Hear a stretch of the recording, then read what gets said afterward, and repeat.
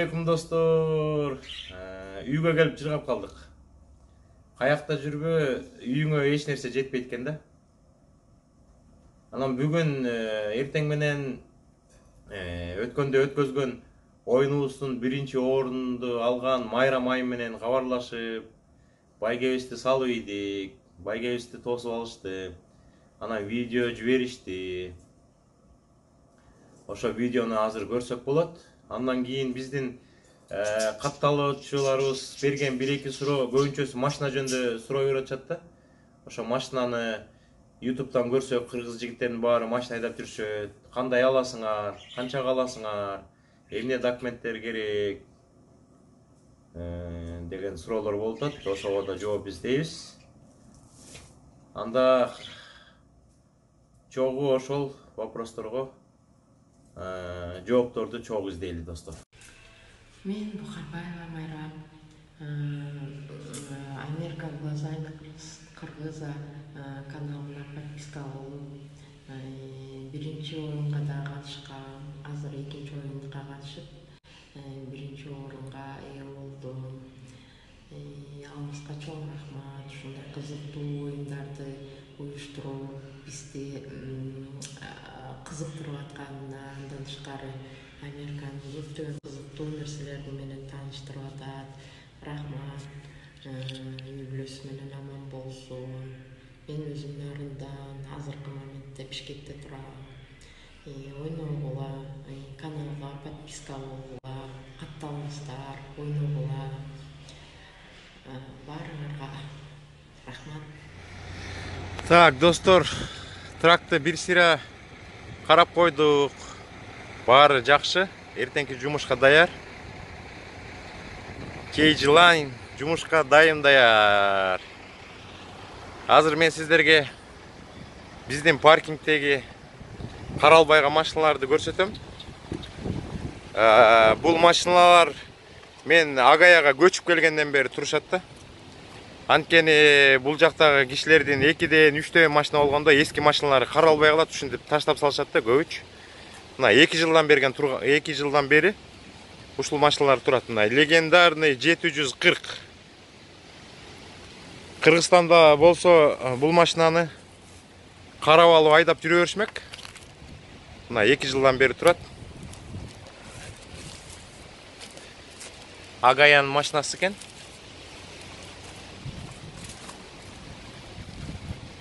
Ичиндеги салону баары апапакай болгон. 740 автомашинасы.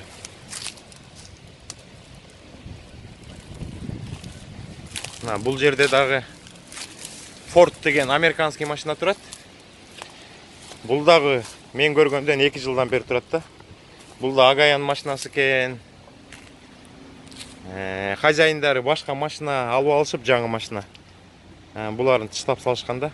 Мыякта Ford турат. Мыякта Антиквар турат. Антиквар мотору да жок экен. Chevrolet деген машина экен да. Chevrolet деген машина турат, Антиквар экен. Бул жакта Laredo дейт.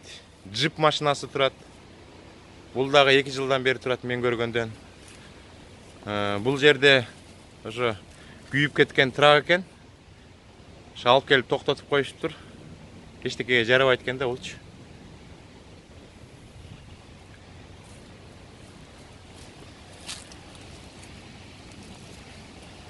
Бул машиналар Кыргызстанда болсо жатпайт болчу да.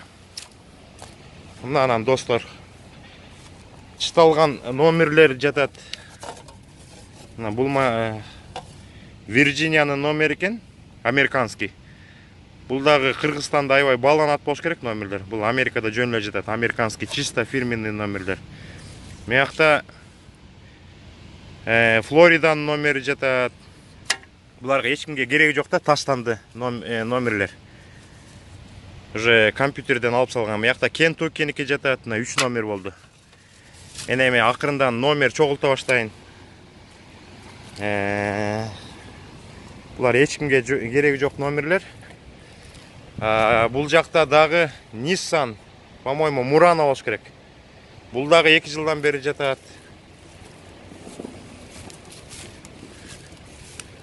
Мына ичинин баары таптаза коюп койгон машина экен.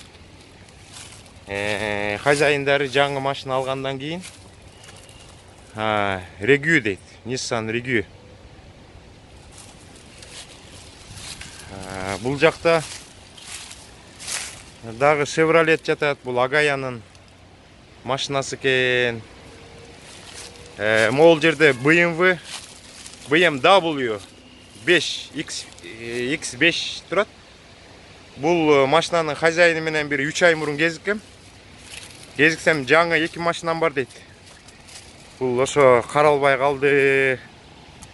Арзаныраак болсо сатам дегендей кылып атканда. Мына X5. Состояниясы жапжакшынакай экен. Анан бул жерде аварийный машина турат. Бул дагы 2 жыл болду турганына. Airbag'тер ачылып кетиптир. Мына дөңгөлөктөрүн бүт баары нормальный, арты нормальный. Кыргызстанда болсо бул машинаны колу билген механиктерге көрсөтүп, кычыратып айдап жүрүшмөк да. Chevrolet Cruze деген машина экен. Мыякта болсо Volkswagen машинасы турат. Бул да Агаян машинасы экен. Анча-мынча жерлери чирип калыптыр. Ошондой достор. Азыр машинага отуруп алып, Кыргызстандан суроо берип атышат биздин жарандар. Америкага келип кандай машина алсак болот, канча убакыт алса болот, грин картаң жок болсо машина алса болобу, же американский паспорт керекпи деген баягы суроолор болуп атат. Достор, анда акырындан сүйлөшө баштайлы. Мен азыр жаңы эле офиске барып келдим. Офиске барып келсем бүгүн выходной, воскресенье болгон үчүн офисте эч ким жок экен. Мен дагы ошо паркингке апрель айына төлөй элек болчумун. Агаянын жакшы жери трак паркингке биз $140 төлөйбүз да. Мен мурда Нью-Йоркто турганда $350 төлөчүмүн да паркингке. Анан 2 айга төлөп коеюн десем, офисте эч ким жок экен. Анан эртең жумушка кетип барат төлөйм. Анан көчөгүнө Чикагодан келгенбиз. Чикагода жүрүп камералар бар экен биз жаткан гостиницанын жанында. Унутуп калып эле 30 менен айдаш керек экен. Анан светофордон чыккандан кийин мен 2 күн катары менен кичине катуураак айдап алдым го дейм. 35 менен айдап алып 2 жолу камерага түшүп калдым. Америкада чоң шаарларда камералар болот. Анан камерага түшүп калганда номерди тартып алат. Анан ошо номер кайсыл жерде, кайсыл адресте регистрация болсо ошого штраф келет да. Мен ойлоп атам, эми Чикагонун штрафтары канча болду экен? $30 же $40 же $50 ба? Ошо 2 нарушение үчүн тикет келиши мүмкүн. Аны биз онлайн кирип туруп төлөп коебуз. Ошо менен проблема түгөнөт да. Анан негизинен алганда биздин жарандарыбыз суроо берип атат. Машинаны кандай аласыңар депчи. Мен видеолорду көрсөм, кыргыз жигиттеринин баары эле өзүлөрүнүн машинасы менен жүрөт дейт да. Кээ бир штаттарда машинасы жок, оокат жүрбөйт да. Анткени автобус жок, троллейбус жүрбөйт. Көбүнчөсү өзүнүн машиналары менен жүрөт да. Кээ бир үйдө 5 киши болсо, 5 машина кооронасында токтоп турат. Атасы, энеси, балдары жумушка 11 класста окуган, мектепте окуган кыз жигиттер мектебине машина менен барып келишет. Кээ бир чоң шаарларда, Нью-Йорк окшогон шаарларда машинанын деле бая кажети жок да, анткени транспорт аябай жакшы жүрөт. Метролор абдан бат-бат тез иштеп турат, автобустар жүрүп турат. Көбүнчөсү анан пересадка менен барышат да.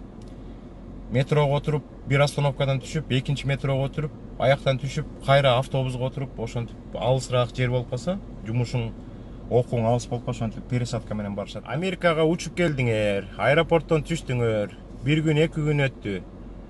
Акчаңар болсо, бул жакта ар кандай рекламалар бар, сайттар бар, кээ бирөө тааныш аркылуу машина алсаңар болот.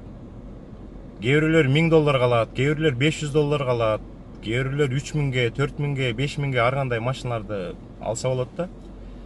Алам десеңер ошо реклама менен барып, сатам деген кишиге кезигип, биздин башыбыздан да өткөн, ошентип башында келгенде арзаныраак машина алган көп тааныштар, достор болгон. Biz, например, Нью-Джерси штатында bir Toyota Camry satылып атыптыр. Biz Нью-Йорктан машина менен чыктык. Bir номер алып алдык. Номери жок жүрсөң мияктан полицейский токтотуп коюшу мүмкүн да. Ошон үчүн bir номер алып алдык. Toyota Camry машинасын көрдүк, жактырдык. Ошондо $3000 алдык го дейм. Айдап көрдүк, моторун көрдүк, астын карап, маяккан жокпу, ошолордун бүт баарын карап, анан сүйлөшүп бүткөндөн кийин хозяин тайтл деп коет да, ар бир машинанын тайтлы болот да. Ошол машинанын документи. Ошол тайтлга эле жазып берет. Мен машинамды мынчага саттым деп туруп, анан биз наличка акчаны $3000 бердик. Анан тайтлды алып алып, биз апарган номерди машинага тагып алып, анан үйгө чейин, Бруклинге чейин айдап келип, корого токтотуп койгонбуз да. Анан эртеси күнү машинаны обязательно иншуренсный компанияга барып, сүйлөшүп, анан иншуренске отургуш керек да. Иншуренс жок, DMV-ге барсаң, ГАИге барсаң, аны оформить этпейт да. Ошон үчүн деген иншуренсный компаниянын түрлөрү бар мыяктачы. Geico бар, State Farm бар, Progressive бар. Анан ошо жака барып, машинаны көрсөтүп, алар машинаны сүрөткө тартып алышат, майлыжы канча экенин жазып алышат. Андан кийин өзлөрү анан машинаны иншуренске отургузуп берет. Машинаны деген односторонний иншуренске отургузса болот. Же болбосо двухсторонний иншуренске отургузса болот да. Двухсторонний болгондо кокусунан акцидент болуп кетсе, иншуренсный компания 2 машинаны тең восстановить этип берет да. Сиздердин дагы машинаны, анан тиги экинчи сторонанын машинасын восстановить этип берет. Эгер мен арзаныраак төлөйм десеңер, односторонний кылып отургузсаңар болот да машинанычы. Анда деген иншуренсный компания тигил экинчи жактын машинасын восстановить этип берет да, өзүңөрдүн машинаңарды восстановить этпей коет да. Анда өзүңөрдүн машинаңарды өзүңөрдүн эсебиңер аркылуу атайын механиктерге апарып, анан оңдотуп алышыңар керек да. Анан ошентип анан иншуренсный компания менен сүйлөшүп, иншуренске отургузгандан кийин алардын кагазын алып алып, анан DMV-ге барасыңар да. DMV-ге барып айтасыңар, мен машина сатып алдым. Мына тайтл менин колумда, бул менин машинам, иншуренс бар, регистрация алып, жаңы номер алайын дедим деп. DMV-ге баргандан кийин DMV силерге машинаны силердин атыңарга регистрация жасап, номериңерди берип, анан законно болуп калат, анан айдап жүрө берсеңер болот. Бул бир чети. Экинчи жагынан караганда силер жаңы Америкага келгенден кийин силердин водительский правоңар жок да. Айдоочулук күбөлүгүңөр жок. Силер машинаны алып койсоңор болот, бирок айдай албайсыңар да. Аны оформить эте да албайсыңар да. Силер деген DMV-ге барганда деген силердин драйвер лайсенс деп правоңарды сурайт да. Правоңар жок болсо, значит айдаганга уруксат жок. Ошон үчүн пока келгенден кийин временно иштеп туруш керек. Өткөн программаларда да биз айтканбыз да. Анан кийинчерээк сиздерге разрешение на работу келет. Ошондо разрешение на работуну аласыңар. Андан кийин social security барып, social'ыңарды аласыңар.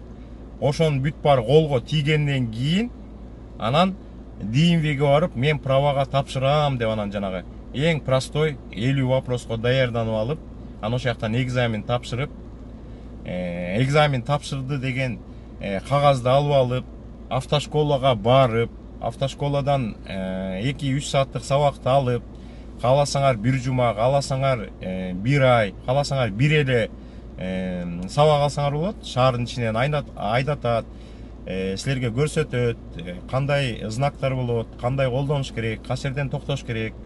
Мыякта стоп деген сигнал турат, анан always деп жазылып турат да. Эчтеке светофор жок. Силер ошондой знакка келгенде обязательно токтошуңар керек. Анан очередь менен өтөт да. Силер келип биринчи токтосоңор, силер биринчи кетесиңер, силерден келген экинчи машина силерден кийин өтөт. Үчүнчү келген машина үчүнчү өтөт. Ошондой правилалар бар да. Кыргызстанга окшобогон. Ошон үчүн автошколага баргандан кийин, автошколанын бүт барын бүткөндөн кийин, анан автошкола жана road test деген жерге силерди регистрация кылат. Ал деген бир айда келиши мүмкүн, 2 айда келиши мүмкүн, 2 жумада келиши мүмкүн. Анан ошол учурда силер өзүңөрдүн тааныштарыңардын машинасы менен барсаңар болот, же болбосо ошо автошколанын машинасы менен барып, анан road testке баргандан кийин аякта инструктор, американский инструктор жаныңарга отурат. Анан ошол айткан нерсесин баарын так жасап берсеңер, шаардын ичинен айдатат, мояктан токто дейт, мояктан параллель паркинг жаса дейт.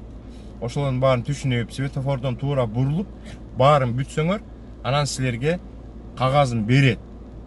Мына силер экзаменди полностью road тестти тапшырдыңар, бүгүндөн баштап машина айдай берсеңер болот деп. Анан силер ошол кагазы менен эле чыгып туруп эле ошол досуңар менен барсаңар, ошо досуңардын машинасынын рулуна отуруп эле айдап кете берсеңер, полицейский токтотуп калса көрсөтсөңөр, алар эчтеке дебейт. Анан 10 күндүн ичинде анан ошол кагазды алып алып ГАИге барасыңар. ГАИге баргандан кийин анан ГАИ силерди сүрөткө тартып, правага сүрөткө тартат да. Ошентип туруп анан определенный акчасын төлөсөңөр, 10 күндүн ичинде почта менен келет ошо праваңар. Анан ошо праваны алгандан кийин болду. Анан каалаган машинаңарды сатып алсаңар болот. Же болбосо дилерге барып машина алсаңар болот да. Эми дилерде кичине кымбатыраак машиналар, жакшы состояниедagi машиналар. Бирок эми дилерге барганда силердин деген кредитный историяңар аябай важный да.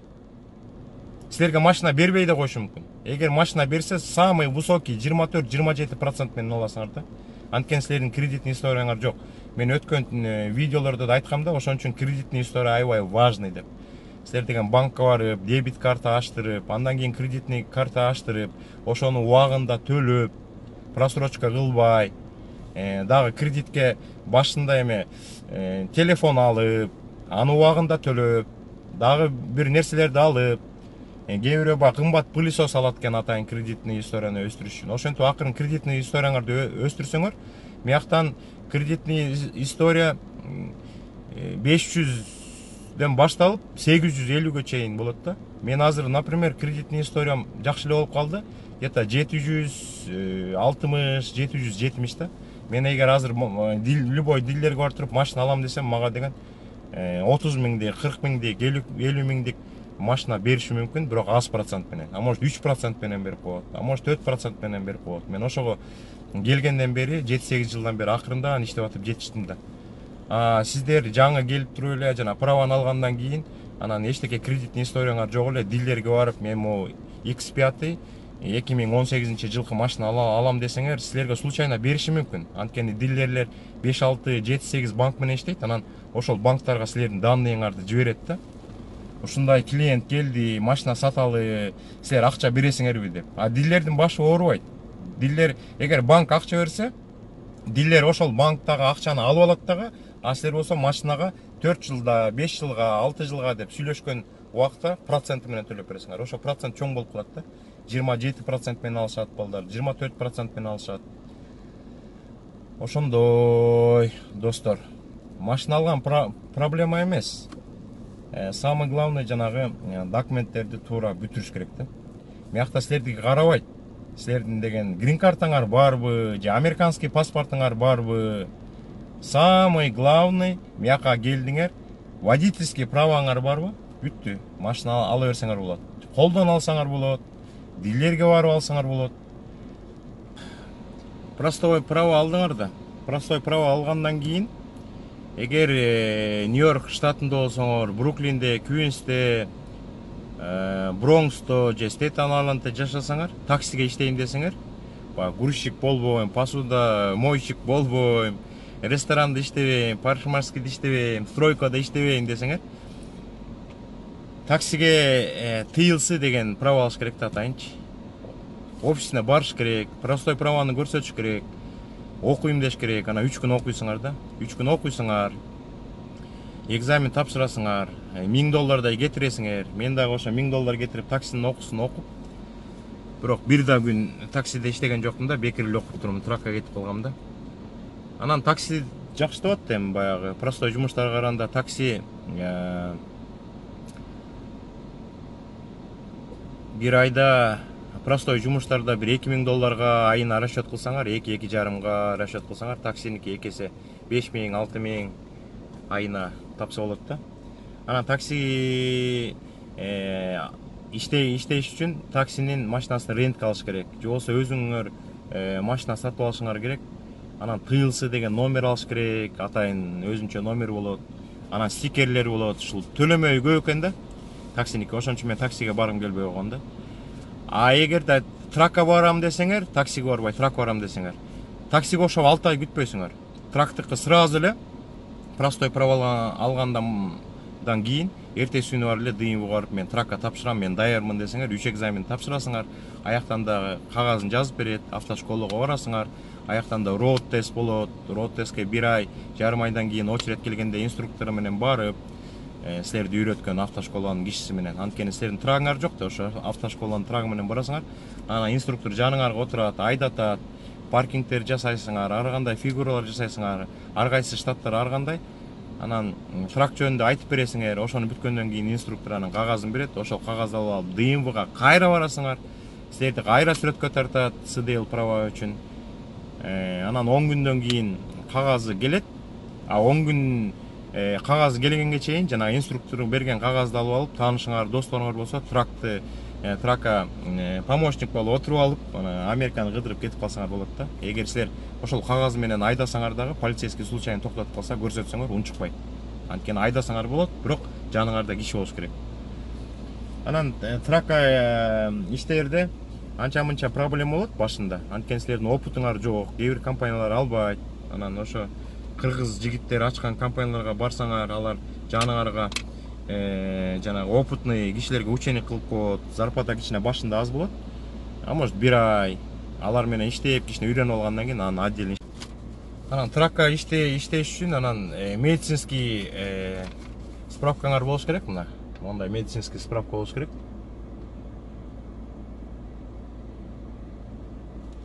Медицинский справка 2 жылга берилет. Меники как раз 2 июлда 2021 жылы бүтөт экен. Азыр апрель, май болуп калды. Май, июнь, июль. Меники 3 эле ай срок калыптыр. Мен 3 айдын ичинде барып медицинский справка алып коюшум керек. Анткени жолдон wait stationдерден токтотуп калса, медицинский справкасы жок, анан штраф алып калышыңар мүмкүн да. Бүгүн ошондой информация. Достор, дагы суроолоруңар болсо бергиле, жооп бергенге аракет кылабыз. Баардыгы чечилет. Өткөндө айткандай Америкага келгенде баардыгы чечилет, бирок убакыт керек да. Мына көрдүңөр, биз грин картаны 8-9 жылдан бери күтүп атабыз. Кээ бир балдар 8-9 жылдан бери күтүп, дагы процесстери бүтө элек. Ошон үчүн баары жакшы болот, бирок убакыт керек да. Бир эле душман бар, убакыт. Эгер чыдамкай болуп баарын күтсөк, баары жакшы болот, бутубузга турабыз. Өзүбүзгө да жакшы, өзүбүздүн элибизге да жакшы. Кыргызстандын бюджетин акырындан толтурганга жардам беребиз да. Эмки программаларда мен жанагы $1000 кетирип, бирок бир да жолу тракта иштеген жокмун деп атпайм. Ошол тыйылсыны праваны көрсөтөм, көрөсүңөр кандай болот. Алган боюнча эле калды. Ал 2 жылда бир жолу жаңыртып туруш керекпи же жыл сайынбы, мен эсимде жок. Анан определенный медицинский осмотрдан өтүп, тыйылсыда да медосмотр өтүп турасыңар. Ошону жылына бир жолу эле же 2 жылда бир жолу өтүп, анан определенный акча төлөсөңөр, анан жаңы права келип турат. Мен сиздерге айткан эчтеке жашыра турган эч нерсеси жок. Нью-Йорктон мына $1000 кетирип алган права ушу тыйылсы. Бул эски права. Жылына бир жолу, жылына 2 жолу.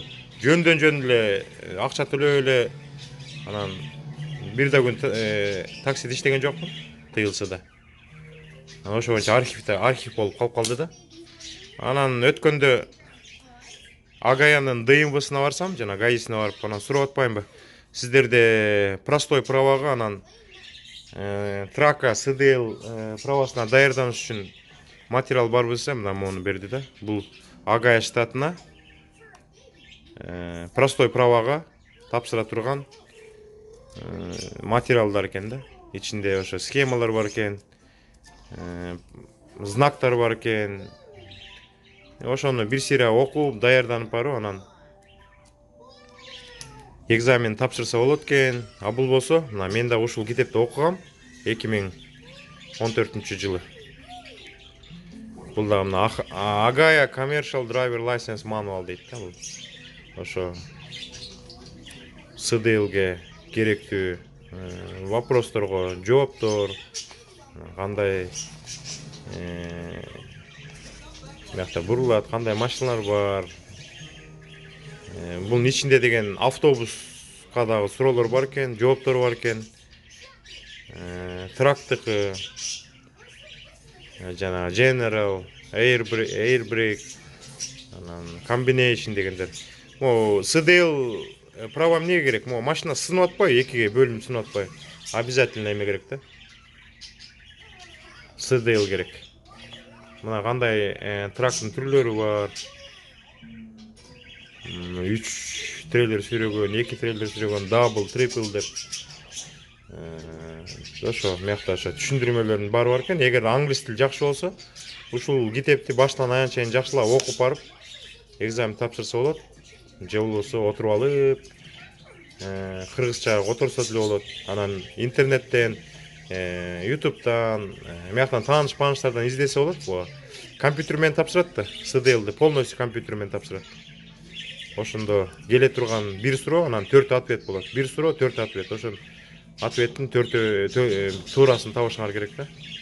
Эч ким силердин жаныңарга отуруп, ооз-эки сурабайт. Только компьютерге отуруп, бир суроо, 4 ответ, бир суроо, 4 ответ болот да. Ошо. Таму основной китеп экен. Бүт эле штатка окшош эле болуш керек, просто моякта Агаянын ордуна Кентукки, Мизури деп ошо жазып коет да. Мына СДЛдин китеби. Бул болсо простой праваныкы Агая штатында кандай даярданыш керек. А бул болсо Amazon'дон заказ бергенбиз. Банковский карточка сала турган атайын ушундай фолдерлерди чыгарып атыптыр. Сонун экен, ичине банковский карточкалар салып туруп, тырсетти бекитип туруп, чөнтөгүңө салып экенсиң, Кыргызстандын желеги менен. Кой, мейлиңиздер анда. Жакшы. Эмки жолу жолугушканга чейин аман эсен болуңуздар.